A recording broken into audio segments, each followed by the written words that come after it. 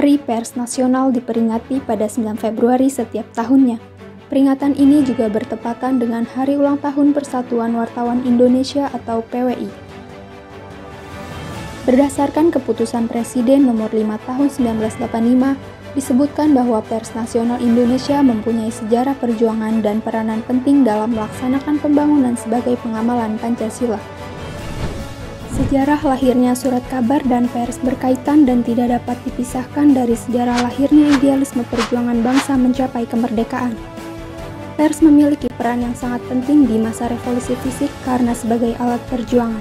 Pada 8 Juni 1946 di Yogyakarta, para tokoh surat kabar, tokoh-tokoh pers nasional berkumpul untuk mengikrarkan berdirinya Serikat Penerbit Surat Kabar atau SPS. Dalam sejarah pers Indonesia, Serikat Penerbit Surat Kabar atau SPS telah lahir jauh sebelum tanggal 6 Juni 1946.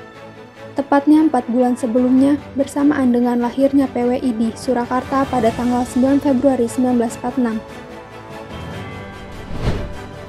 Pers adalah lembaga sosial dan media komunikasi massa yang melaksanakan kegiatan jurnalistik meliputi mencari, memperoleh, memiliki, menyimpan, mengolah, dan menyampaikan informasi. Pers di Indonesia tidak selalu berjalan dengan lancar. Hal ini disebabkan karena aturan dan politik yang berbeda-beda tiap presiden. Saat ini, kondisi pers sudah semakin membaik, namun masih jauh dari harapan yang diinginkan. Indonesia merupakan negara yang sangat menjunjung tinggi nilai-nilai demokrasi. Setiap warga negara berhak atas segala informasi yang beredar di negaranya. Namun faktanya, masih banyak penyelewengan terkait dengan Undang-Undang Kebebasan Informasi yang berujung kriminalisasi, khususnya yang berkaitan dengan kebebasan menyampaikan maupun menerima informasi. Hal ini berhubungan erat dengan kebebasan pers yang menjadi manifestasi dari kebebasan menerima dan menyampaikan informasi.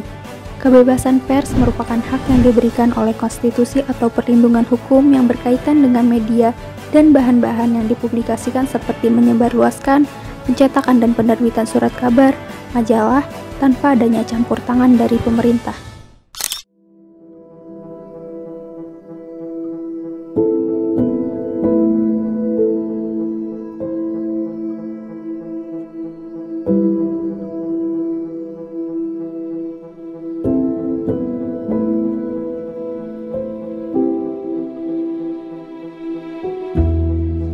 Permasalahan kekerasan terhadap jurnalis menjadi permasalah yang kerap terjadi di Indonesia.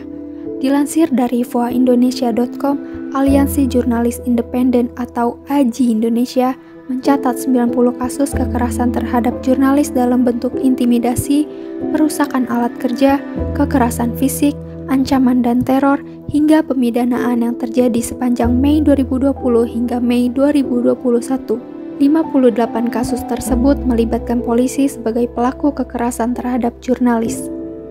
Kasus kekerasan, penyekapan, dan ancaman pembunuhan seorang jurnalis Tempo, Nur Hadi, di Surabaya pada Maret 2021.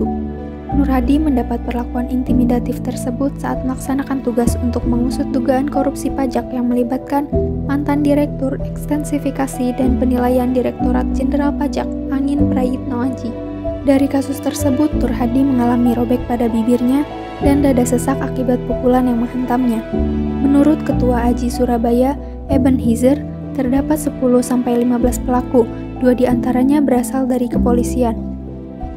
Ketua Komisi Hubungan Antar Lembaga dan Luar Negeri Dewan Pers, Agus Sudibyo, menilai kekerasan yang terjadi pada wartawan salah satunya disebabkan oleh kritisme pers terhadap pemerintah, pengusaha, dan golongan elit tertentu.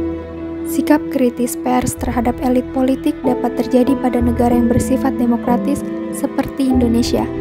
Kasus kekerasan terhadap pers akan minim terjadi di negara yang tingkat demokratisasinya masih tergolong rendah dan kebebasan pers yang kurang melembaga.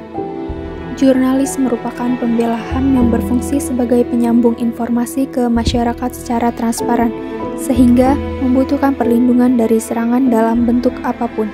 Komnas HAM Khairul Anam akan berkoordinasi dengan kepolisian untuk membuat kesepakatan bersama mengenai mekanisme perlindungan pembela HAM termasuk kepada pihak jurnalis. Juga perlu dibangunnya kultur dan iklim pers yang sehat dengan memberikan perlindungan terhadap kerja jurnalis Indonesia. Untuk itu, dibutuhkan komitmen dari semua pihak untuk bekerja sama guna mengembangkan pemahaman dalam menghadapi permasalahan yang merundung pers dalam bentuk rencana aksi nasional.